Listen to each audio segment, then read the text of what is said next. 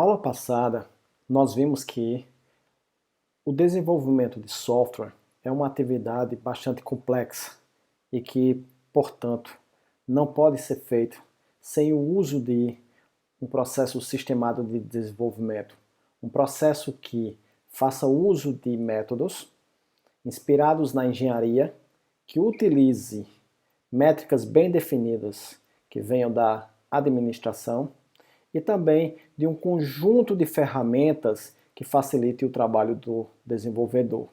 Então, nessa aula de hoje, nós iremos falar sobre processo de desenvolvimento de software. O que vem a ser, então, um processo de desenvolvimento de software? Um processo de desenvolvimento nada mais é do que um método para organizar as atividades inerentes ao processo de desenvolvimento. A criação, a entrega e a manutenção do sistema. Quando estamos falando de softwares bastante simples, quando estamos naquele momento de aprendizado em uma escola, em uma instituição de ensino, nós somos acostumados a receber a definição de um problema muito bem elaborada, muito clara, com todas as informações necessárias, e nós vamos então desenvolver aquele software pensando no professor como sendo o nosso cliente. É ele quem vai então, ao final daquela atividade, dizer se aquele software atende ou não ao que foi colocado no problema. Quando estamos desenvolvendo para um cliente, vamos dizer, no mundo real, ou seja, não é aquele ambiente acadêmico, mas estamos desenvolvendo para o cliente que vai pagar por aquele software, que pode ser uma indústria, um comércio, pode ser também um departamento de uma instituição bastante complexa, com uma quantidade considerável de funcionários.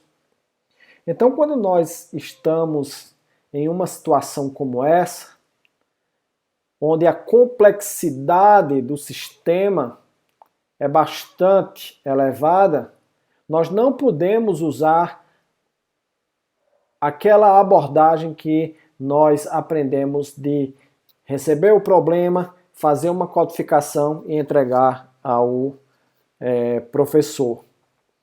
De forma semelhante, alguns sistemas são muito simples. A partir da declaração de um problema e da consequente especificação dos requisitos, já é possível começar a programar. No entanto, essa realidade é diferente quando nós falamos em situações complexas. Como nós vimos na aula passada, nós temos situações em que podem envolver equipes que estão localizadas em diferentes cidades, regiões, muitas vezes até em diferentes países. Pode também envolver pessoas que estão trabalhando em partes diferentes do projeto no mesmo instante de tempo, que estão em momentos distintos do projeto, onde o orçamento ele é bem controlado, onde os prazos de entrega são bastante rígidos. Então, nesse caso, nós temos que utilizar um processo de desenvolvimento de software. O processo de desenvolvimento de software, assim como outros produtos que passam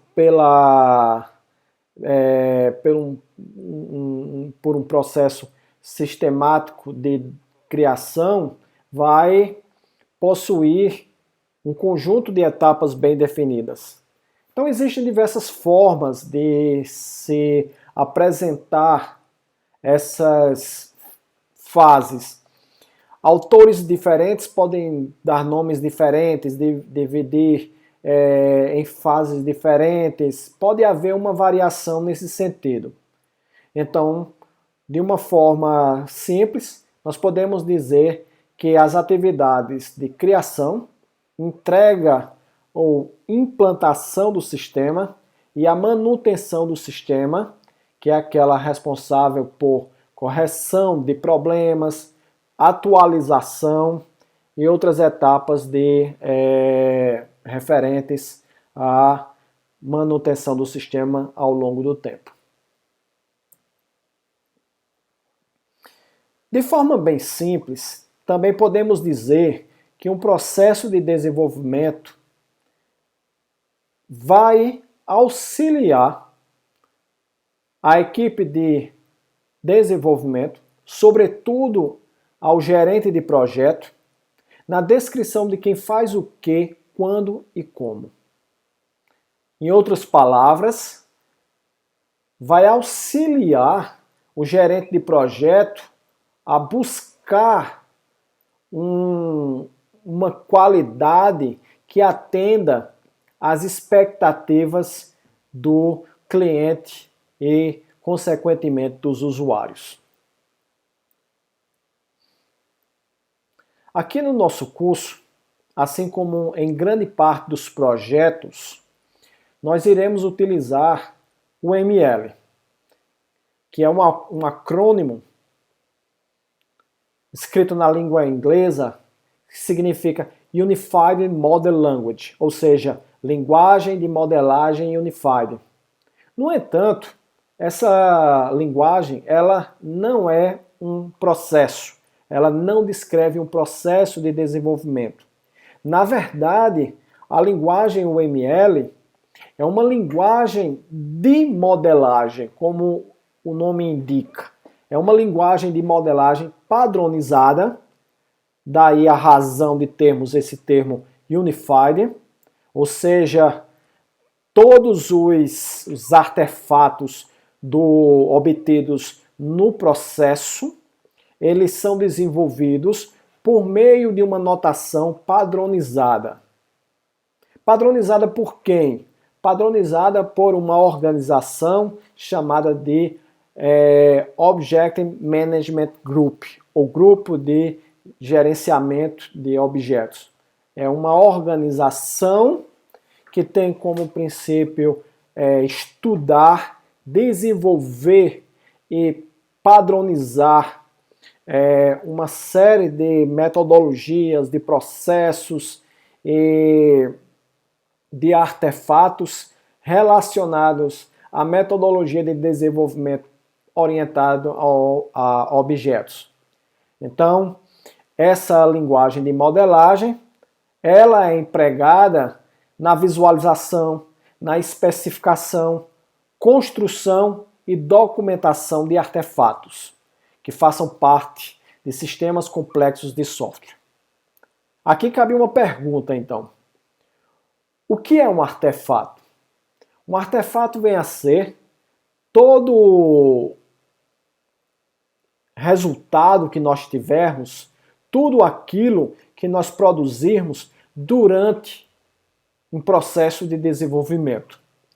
Então pode ser desde um diagrama de classes, um diagrama de sequência, e aqui eu já estou antecipando alguns modelos que nós vamos estudar mais adiante aqui na nossa disciplina. Então, todos esses documentos, todos esses modelos, eles devem ser representados utilizando uma notação que possa ser compreendida tanto pela equipe de desenvolvimento, desde o seu início, onde nós temos lá o analista de sistemas, ou então o engenheiro de requisitos, até a pessoa que vai ser responsável pela implantação do sistema.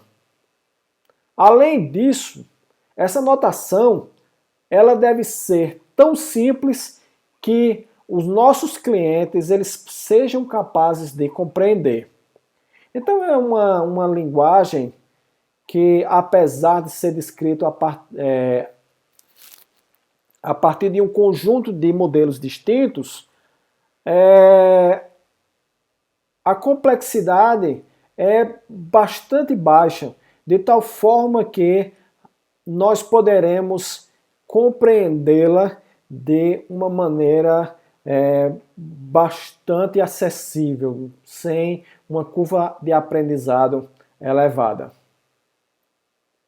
Então o ML é uma linguagem gráfica, é uma linguagem que dispõe de um conjunto de elementos gráficos que podem ser utilizados para desenhar diagramas dos mais diferentes tipos que capturem as diferentes visões de um projeto. Então, esse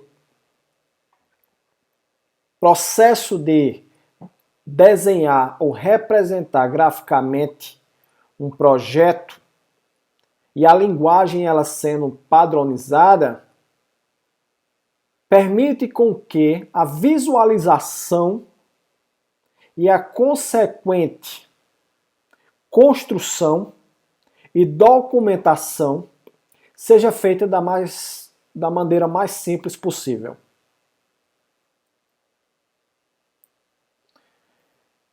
Nós temos a linguagem UML, que será apresentada mais adiante no nosso curso. Nós temos então processos. Quando nós juntamos isso, nós vamos poder então ter uma metodologia de desenvolvimento. Existem diversos processos atualmente disponíveis no mercado. Existem processos tradicionais, existem processos ágeis ou métodos ágeis, existem processos que integram abordagens desses dois processos de desenvolvimento, de tal forma que isso não é o mais importante em si, de tal forma para que você futuramente, quando estiver atuando como um profissional de desenvolvimento, não importa qual seja a profissão, você sendo um analista, um gerente de projeto, você sendo um projetista, um programador, independente do que você venha a escolher, mas que você possa escolher qual é a melhor forma de você gerenciar ou o processo ou aquela atividade que você está desenvolvendo. É importante que a gente parta de algum ponto. E aí, aqui no nosso curso, nós vamos estudar o processo racional. Mais adiante, eu vou apresentar alguns métodos ágeis e aí, no dia a dia, você vai usar o que for mais adequado à realidade do problema que você tem em mãos. O que é mais comum, professor? O que é mais comum é que você adapte os processos que existem ao problema que você vai resolver. Então, você pode pegar um diagrama em um projeto, um diagrama de classe, já em outro projeto você vai dar mais ênfase ao modelo, o diagrama de sequência, a um diagrama de estados e assim por diante. Então, você pode também, em um projeto, fazer a especificação do seu sistema e já partir para a codificação. Então, tudo vai depender do problema com o qual você está lidando naquele momento. Então, quando nós estamos trabalhando com o processo racional, primeiro que nós vamos trabalhar fortemente com as formas de representação utilizando o conceito de classe e objeto. Em seguida, nós vamos também trabalhar com o conceito, com a linguagem UML. Então vamos ter na engenharia de software diversas outras etapas, diversas outras fases ou responsabilidades. No entanto, aqui no nosso curso de análise e projeto de sistemas, nós vamos focar naquela parte que, de maneira objetiva, nós sairemos de uma especificação de um problema e chegaremos ao resultado final. Então, por exemplo, questões como concepção de um produto, o planejamento, gerência do projeto, testes, documentação, análise de viabilidade econômica, análise de viabilidade tecnológica.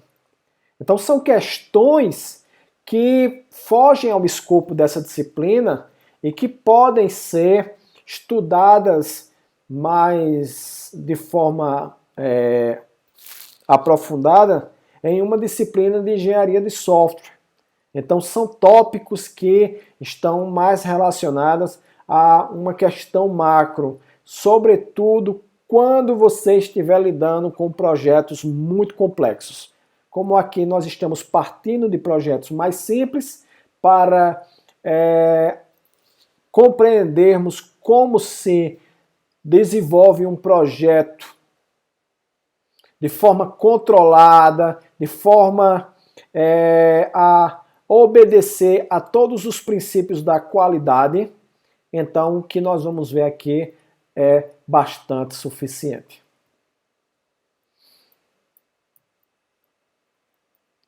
Quais são os passos que um processo de desenvolvimento de software segue do início até a entrega da aplicação?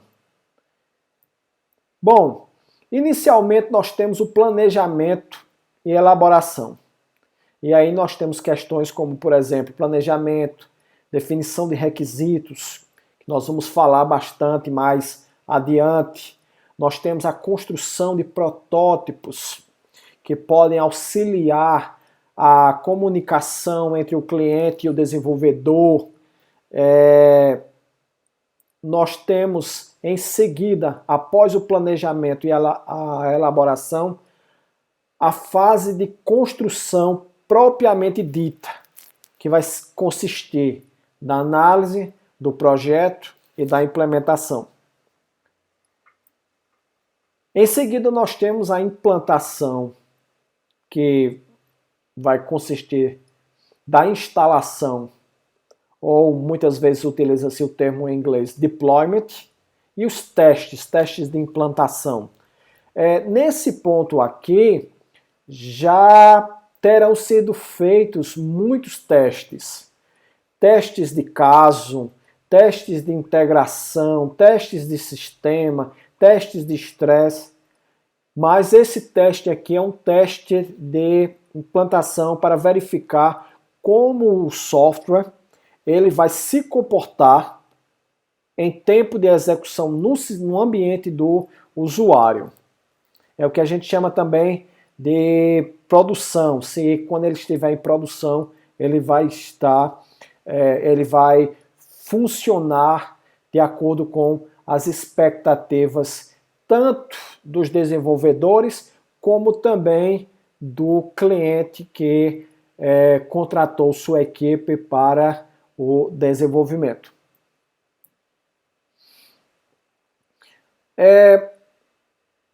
As metodologias mais recentes, né, os processos de desenvolvimento que foram desenvolvidos de algumas décadas para cá, eles têm priorizado a ideia de desenvolvimento iterativo. Isso significa dizer que ciclos de desenvolvimento serão realizados ao longo do tempo de forma iterativa. Dessa maneira, o produto sendo elaborado, ele vai crescendo ao longo do tempo. Nós começamos com uma quantidade reduzida de requisitos funcionais, e então eu implemento 5 requisitos, 10 requisitos numa interação.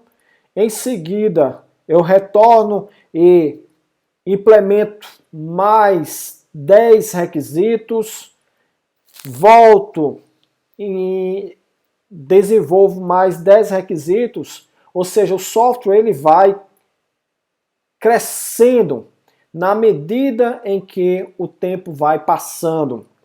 Quando eu estou no sentido de ida, eu estou desenvolvendo, eu estou criando novas funcionalidades para o meu sistema.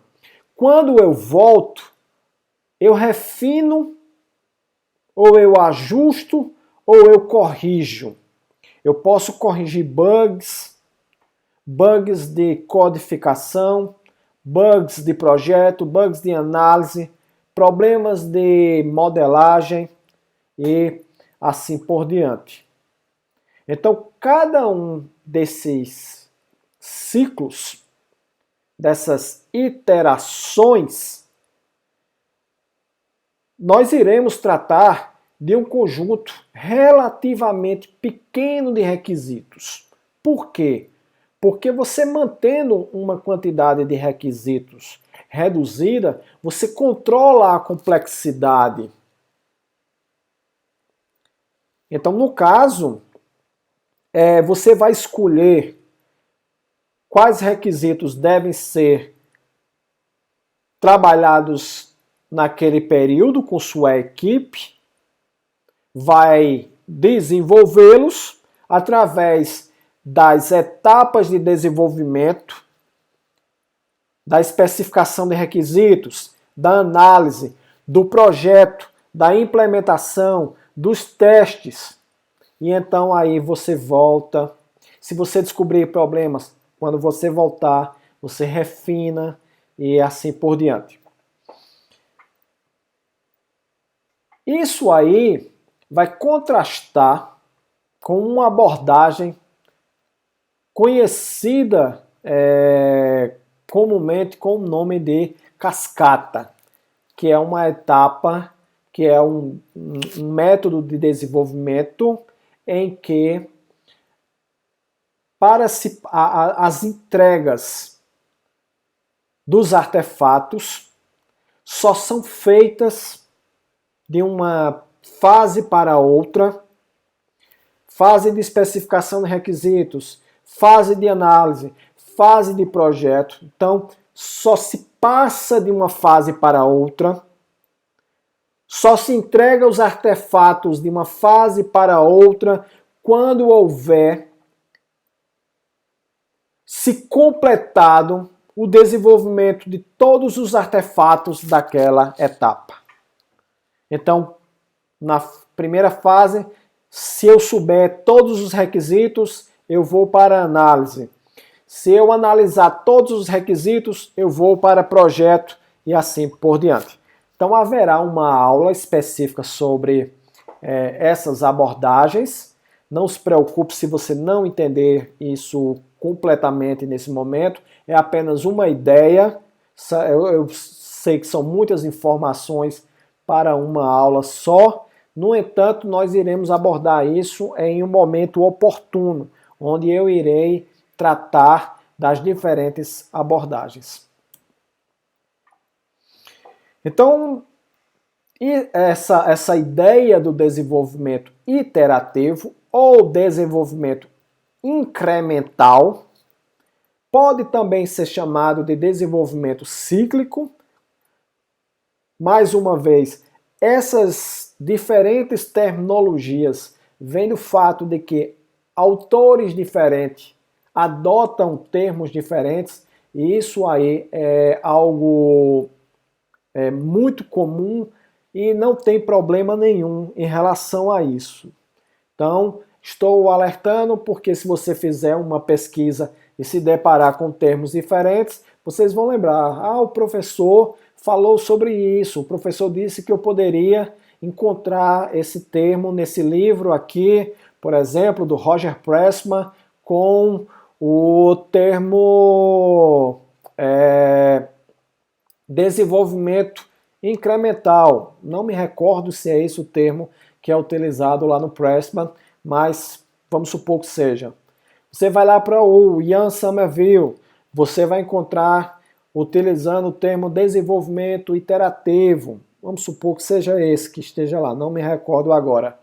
Mas o que importa é que por trás existam as mesmas coisas, tá? Ou seja, você desenvolver a partir da escolha de um conjunto de requisitos, começa, vai passando da especificação, análise, projeto, implementação e testes, volta, refina, começa de novo com mais requisitos, e aí o software ele vai inflando, ele vai crescendo, até que no último ciclo ou iteração você tenha todos os requisitos que foram solicitados pelo seu cliente. E aí então você vai fazer a entrega desse software, você vai implantar no sistema dele, vai fazer os testes de implantação e assim por diante. Então, mais adiante, em outras aulas oportunas, a gente vai voltar a esse ponto para poder explicar melhor, se aprofundar. Não se preocupe em relação a isso, com essa quantidade de informação, que haverá uma aula específica para o modelo cascata e outros modelos, e aí eu vou detalhar isso melhor. Por que desenvolver software completo de uma vez é extremamente arriscado? É porque entre o momento inicial dos primeiros contatos do cliente com a equipe, por meio da pessoa responsável por realizar a comunicação inicial, que vai identificar qual é o problema do cliente e vai traduzir isso em seguida em requisitos, até o momento da entrega do produto final, muita coisa pode mudar. Então o mundo é muito dinâmico, sobretudo o mundo da tecnologia. Existem as variáveis externas ou variáveis exógenas, como por exemplo a questão da economia, a questão da tributação, as leis podem mudar, etc. Um exemplo, então, professor. Um exemplo seria o desenvolvimento de um software para atuar no comércio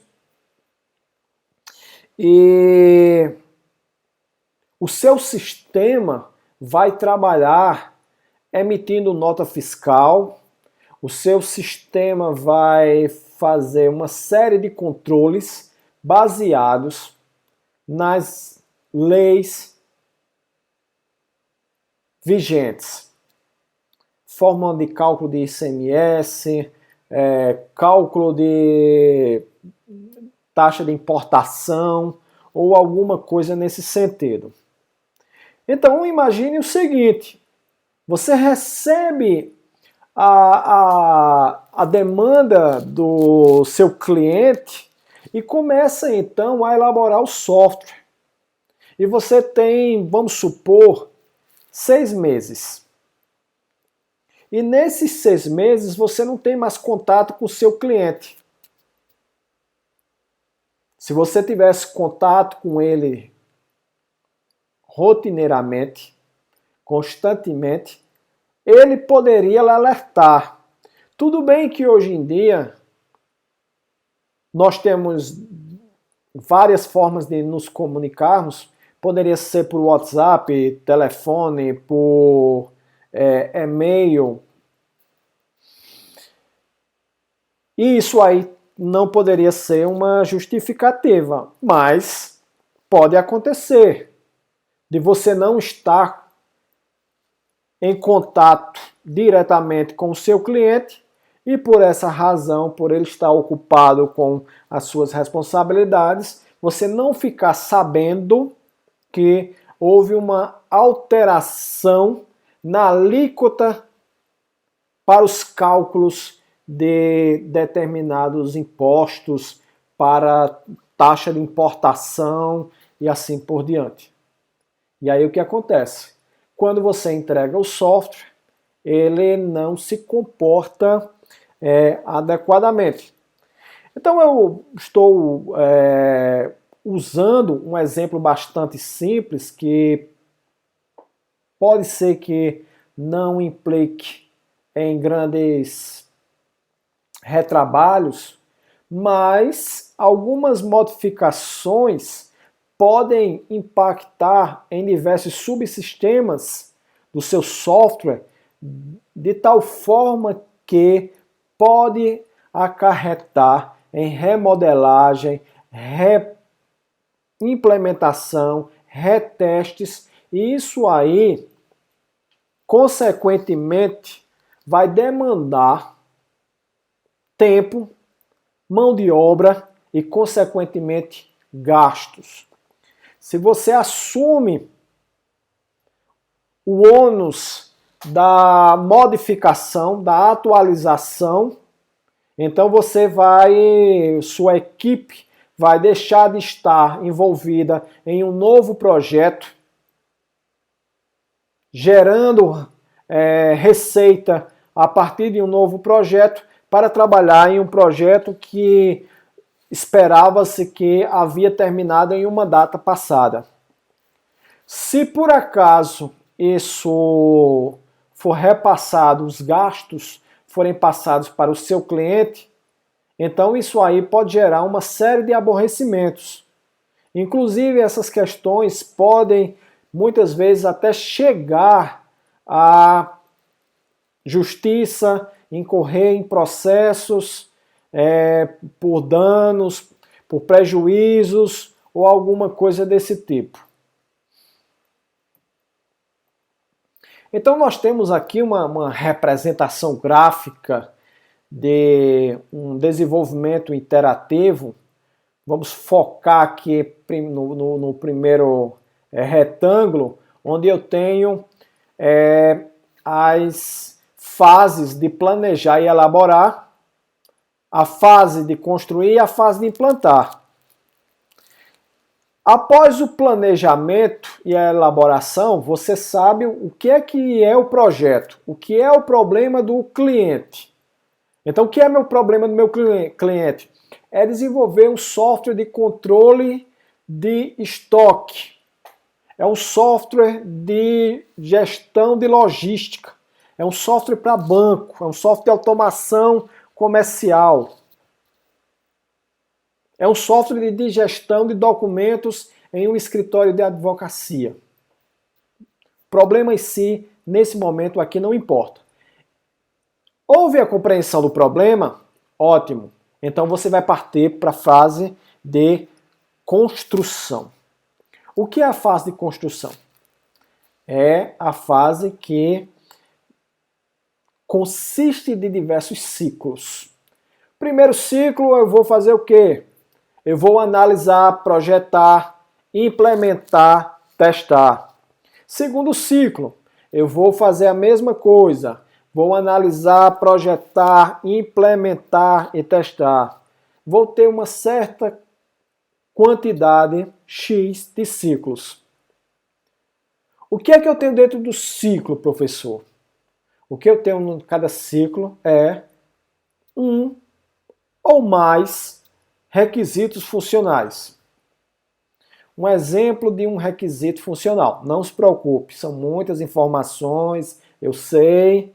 A gente vai ter também uma aula específica sobre requisitos funcionais. Nós vamos detalhar isso melhor. Vamos ver como é que a UML nos ajuda a modelar os requisitos funcionais e as consequências, quais são os benefícios do uso dos requisitos.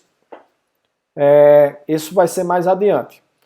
Então vamos imaginar aqui o caso de você desenvolver um editor de textos. Então eu teria uma série de funcionalidades: abrir arquivo, fechar arquivo, renomear arquivo, salvar. Renomear não, que geralmente isso é operação de sistema operacional. Mas salvar arquivo como? Formatar, incluir uma tabela, editar uma tabela. Vamos parar por aqui, já deu para entender. Então você tem uma série de funções que o seu usuário vai utilizar quando estiver com esse software rodando na máquina dele. Professor, me dê outro exemplo. Esse aí já está tão manjado. Ok, vamos pegar uma coisa mais atual. Spotify. Quais são os requisitos funcionais? Os requisitos funcionais é que ele tenha funções como, por exemplo, localizar um artista, localizar um determinado álbum, localizar uma música, criar uma playlist, compartilhar um álbum, compartilhar uma música. Ou seja, são funções ou funcionalidades que um determinado software ele apresenta. E aí o que acontece? A gente, na prática, no mundo real, como se diz, no mercado ou numa instituição, a gente não desenvolve tudo de uma vez. Não é uma tarefa acadêmica que você faz numa disciplina e você faz sem um controle. Não. Você escolhe aquelas mais importantes e no ciclo 1 você então começa a desenvolver de acordo com cada uma dessas etapas. Analisar, projetar, implementar e testar. Então eu pego abrir arquivo, salvar arquivo, criar arquivo, salvar como? E vou analisar, vou projetar, vou implementar e vou testar. Apresento para o meu cliente, tá tudo ok? Tá, parto então para o ciclo 2. Aí eu pego mais 5 funcionalidades. Aí eu quero agora incluir tabelas. Quero editar tabelas, inserir linha, inserir coluna, alinhar o conteúdo de uma tabela, à esquerda, à direita, centralizada, justificada. Pronto. Então eu vou fazendo assim. Professor, para mim é muito complicado desenvolver 5 funcionalidades de uma vez. Não tem problema. Você desenvolve uma, depois outra, depois outra. O ritmo é de acordo com cada projeto, com a complexidade dele, com as habilidades dos envolvidos, com a quantidade de pessoas. De acordo com o orçamento, de acordo com o cronograma. Então tem várias variáveis. Ah, professor, eu estava lendo sobre o gerente de projeto. Ele é o responsável por isso. Exatamente. É uma profissão. Então, muito provavelmente, essa pessoa já foi programadora, já tem uma experiência e ele sabe gerenciar. Quando começa um ciclo, quando termina o ciclo, a qualidade que tem que ter quando termina o ciclo. Então, é importante que vocês façam essa ligação dos assuntos das aulas umas com as outras. A aula passada eu falei de profissão e aqui eu já estou dentro da atividade de desenvolvimento e vejam que eu já falei hoje de programador, já falei hoje de analista, já falei de projetista, gerente de projeto. Então, você, ao assistir essas duas aulas, você já não é mais aquela mesma pessoa quando começou o curso. Você já tem um conhecimento aí sobre desenvolvimento de software. Então vamos continuar e vamos insistindo, vamos persistindo, que daqui a pouco vocês vão estar prontos para estar atuando dentro de um processo de desenvolvimento de software, seja como analista, seja como projetista, implementador, testador, DBA, o que vocês acharem melhor. Professor, percebi que ao explicar cada um dos ciclos, ficaram faltando duas etapas. Exatamente. São as etapas, as atividades, desculpem, de refinar o plano e sincronizar o artefato. Isso acontece sempre no início de um ciclo, quando nós terminamos o anterior. Então, no primeiro momento, você não tem muito o que refinar. Você não tem muito o que sincronizar. Quando você começa um projeto. Mas aí, quando você faz a análise, quando você faz o projeto, quando você analisa os requisitos, projeta, implementa e testa, você pode descobrir erros.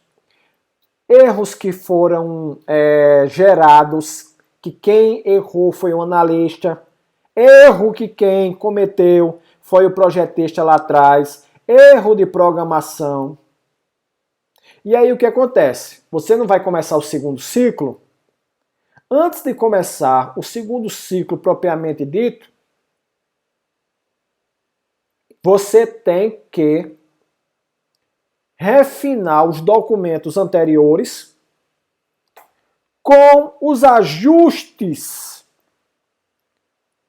dos diagramas que foram feitos no momento em que se descobriram os erros, com os ajustes que deveriam ser feitos também no código e em tudo mais. Aí o que acontece? Quando você mexe num diagrama, é muito comum que isso cause um efeito colateral em outro diagrama. Vamos supor, você mexe no diagrama de classes, não precisa se preocupar com isso agora, só imagine que tem um diagrama chamado diagrama de classes. Para quem já programa orientado a objetos, é um diagrama que tem as classes do projeto Java que você desenvolveu. Aí, quando você mexe nesse diagrama, igual a uma casa quando você faz uma reforma, aí quando você mexe, opa, mexeu lá no diagrama de sequência. Eu tenho que atualizar o meu diagrama de sequência. É o que a gente chama de sincronizar o artefato. O artefato foi mexido, veio para cá, aí você traz ele para cá e aí os dois ficam no mesmo nível, tá bom? Então, vamos pegando aqui as informações, sem nos preocuparmos, entendermos tudo. Eu sei que tem muita coisa para ser vista, mas daqui a pouco a gente volta. Quais as vantagens, né? Complexidade controlável, como eu já falei, a realimentação ocorre cedo,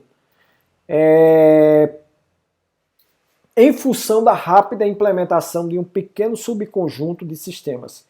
Então imagine o seguinte, um software com 100 requisitos. E eu tenho 10 requisitos fundamentais, principais, onde grande parte dos 90 restantes depende dele, sofre alguma interferência dele.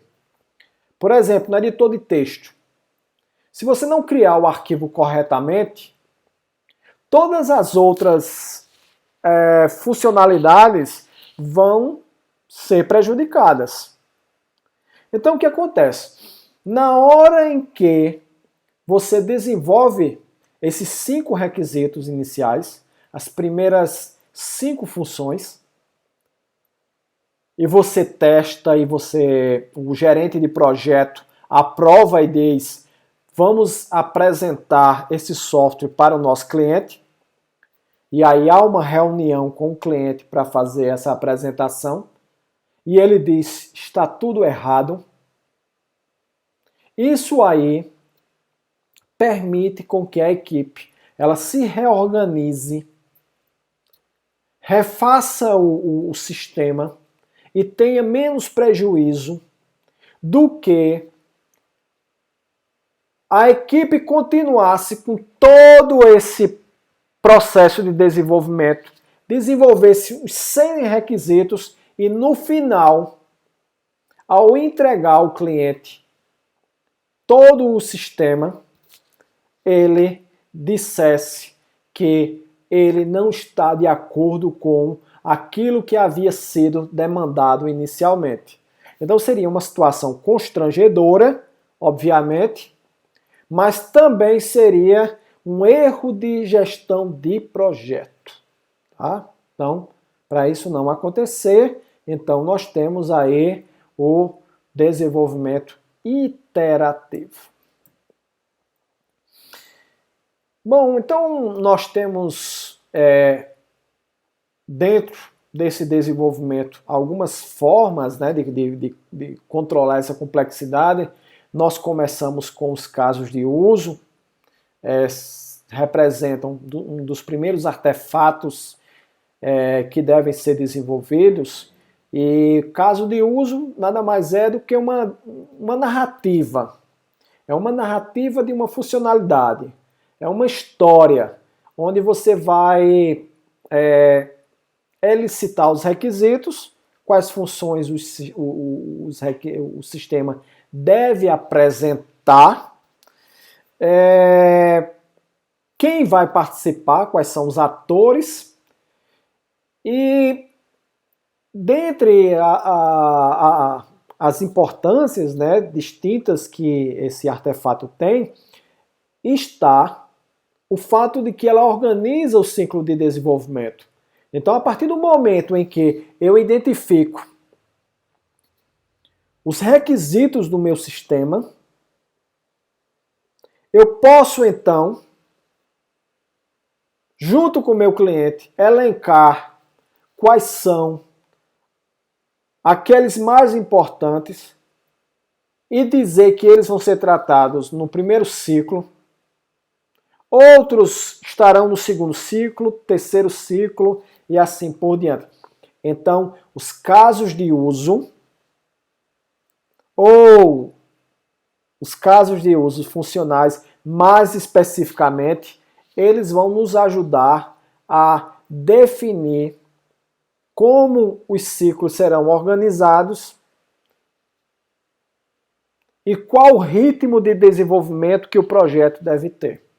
Então, eu posso escolher só um caso de uso, posso escolher 5 casos de uso, 10 casos de uso. Vai depender muito do projeto e da complexidade. Então, como eu falei, de acordo com a prioridade dos casos de uso, é que você vai escolhê-los. Em seguida, nós temos o planejamento e a elaboração, que possui todas essas atividades: concepção inicial, investigação de alternativas, planejamento, especificação de requisitos, né, que vai contar com os requisitos, os casos de uso.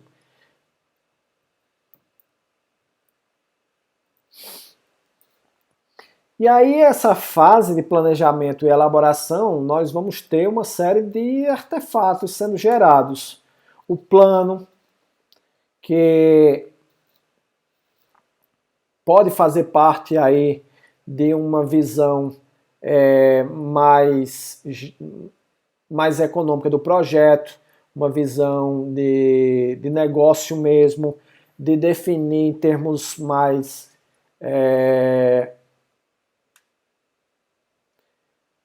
de como aquele software se alinha às estratégias da empresa, qual é o problema.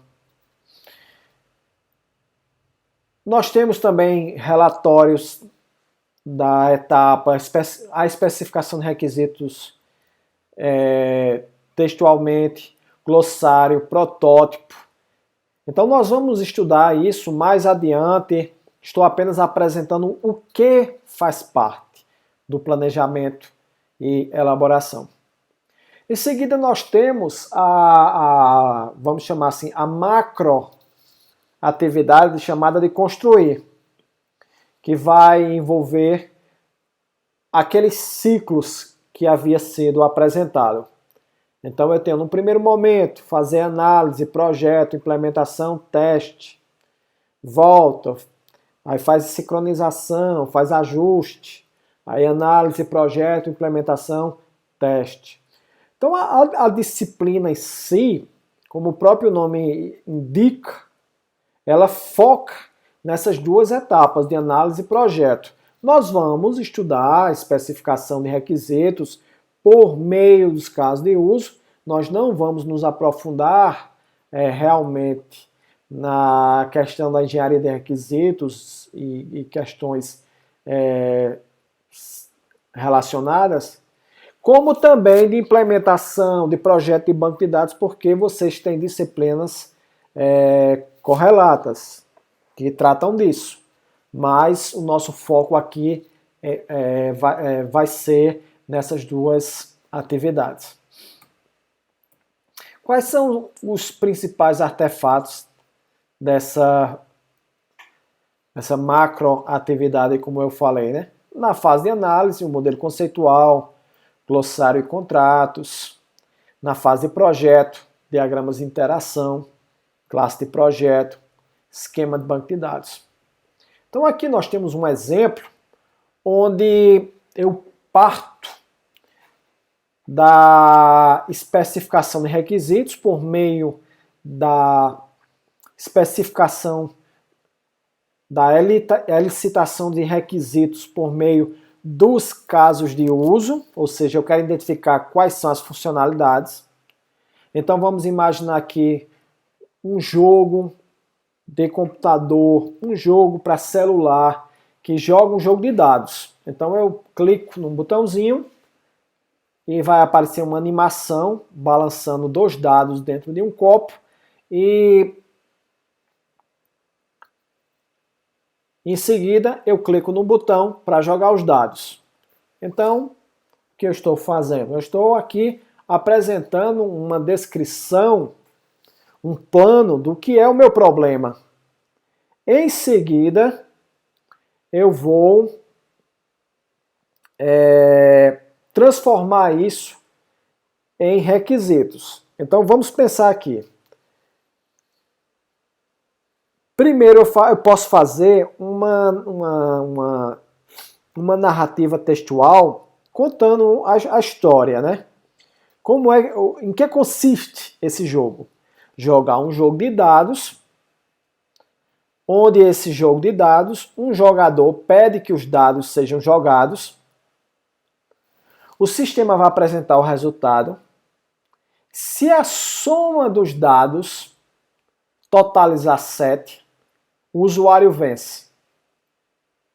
Do contrário, perde. Isso aqui é um jogo hipotético. A lógica do jogo em si, a graça do jogo, se isso aí vai chamar a atenção do usuário, isso não importa. É um exemplo, tá? Então, vamos chamar de jogo 7. Se der 7, então o usuário vence. Do contrário, perde. Então, realmente as chances dele ganhar aí não estão muito interessantes. Então aqui eu tenho uma narrativa. Essa narrativa eu vou transformar em seguida, ou seja, essa história, eu vou transformar em um diagrama de caso de uso. Em seguida, eu vou definir um modelo de domínio. Pode ser um diagrama de classe, pode ser um modelo de domínio mesmo. E aí eu vou identificar quais são as classes que eu tenho no meu sistema. Eu tenho um jogador, tenho um dado, tenho um jogo, jogador tem um nome, tem um CPF. pode ter um login, uma senha, pode ter o e-mail dele, cartão de crédito. O dado tem uma cor, tem um código, porque eu posso ter 2 dados, eu posso aumentar a quantidade de dados, eu posso ter um objeto, jogo de dados, que nesse momento, inclusive, pode não ser visualizado ainda, mas só na fase de projeto. E aqui eu tenho meu modelo de domínio. Eu não vou detalhá-lo, mas eu tenho que um jogador ele vai lançar um dado.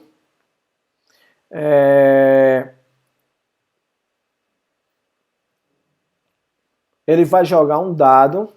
Na verdade, aqui o jogador ele lança 2 dados. O jogo de dados vai ter 2 dados, o dado tem um identificador e uma cor. Então aqui veja que eu estou representando graficamente, não só eu, desenvolvedor, tenho aqui um esquema de visualização, mas também eu posso mostrar isso para o meu cliente, posso mostrar isso para a minha equipe, para que eles possam então desenvolver. Depois eu vou para o diagrama de interação. E aí, no diagrama de interação, eu vou obter o conhecimento necessário para implementar os métodos dentro de cada uma das classes. Então, eu vou identificar, por exemplo, quem implementa lançar, quem implementa obter valor da face. Depois eu vou traduzir isso aí num diagrama de classe de projeto. Então, esse arranjo aqui está seguindo a proposta do processo racional, como eu havia falado na disciplina. Outras metodologias, outros métodos ágeis, outros autores podem fazer de uma maneira diferente. Então aqui eu estou organizando tudo para que eu chegue no diagrama de classe e então eu faça a implementação do meu projeto. E aqui eu cheguei que eu já tenho o conhecimento necessário para entregar os modelos, os diagramas para o implementador e ele fazer a devida implementação. Então aqui eu tenho um diagrama para implementação do meu usuário. E então nós finalizamos aí esse processo de desenvolvimento. Depois que tiver tudo pronto, eu tiver obtido o código desse projeto, que poderia estar em Java, poderia estar em Python, que eu tiver um banco de dados associado, um Python, um projeto em MySQL, por exemplo, em Oracle ou MariaDB. E aí eu teria o projeto, eu implantaria no equipamento do meu usuário, ou então colocaria em uma dessas lojas de distribuição, como por exemplo da Google, né?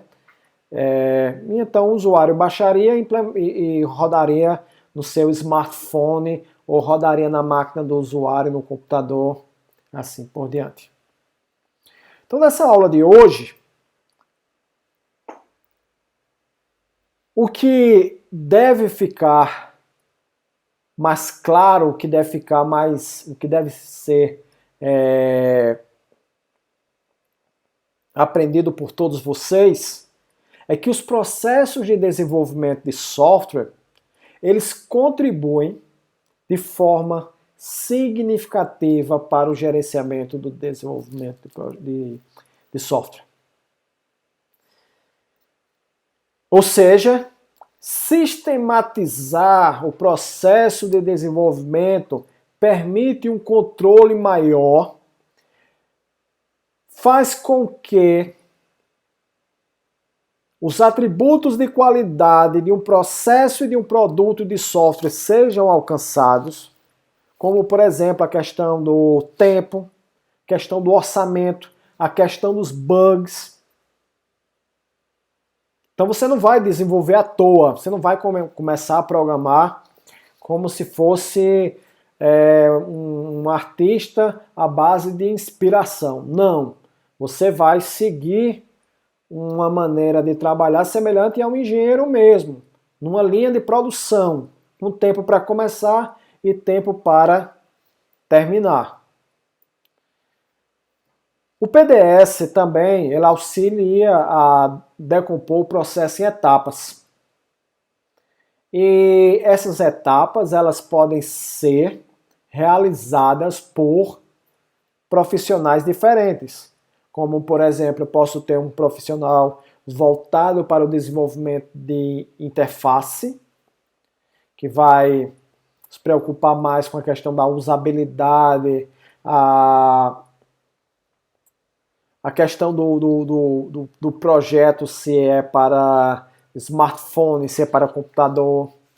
Posso ter alguém mais focado na codificação, outro voltado ao banco de dados. Isso só é possível se nós quebrarmos o processo de desenvolvimento em etapas diferentes. E aí eu pego alguns requisitos, entrego ao desenvolvedor de interface, outros requisitos eu entrego ao desenvolvedor do banco de dados e assim por diante. Então o processo racional ele permite com que o desenvolvimento ele seja feito de forma incremental. Nós vamos, a partir de uma quantidade de requisitos, ir trabalhando em ciclos e alcançando uma porção específica do software que vai então sendo inflado. Na medida em que eu vou desenvolvendo uma certa quantidade de requisitos, eu já apresento para o meu cliente e ele me dá um aval para eu poder continuar e desenvolver mais X requisitos e assim por diante. Então eu espero que tenha ficado claro para vocês sobre a importância do desenvolvimento de software. Que desenvolver software não é apenas programar, que programar é apenas uma das etapas. E que um dos principais beneficiados do uso do desenvolvimento de software é o próprio desenvolvedor. Ganha o desenvolvedor, ganha também o cliente. Então, esse era o meu recado nessa aula de hoje. Muito obrigado. Voltamos na próxima semana.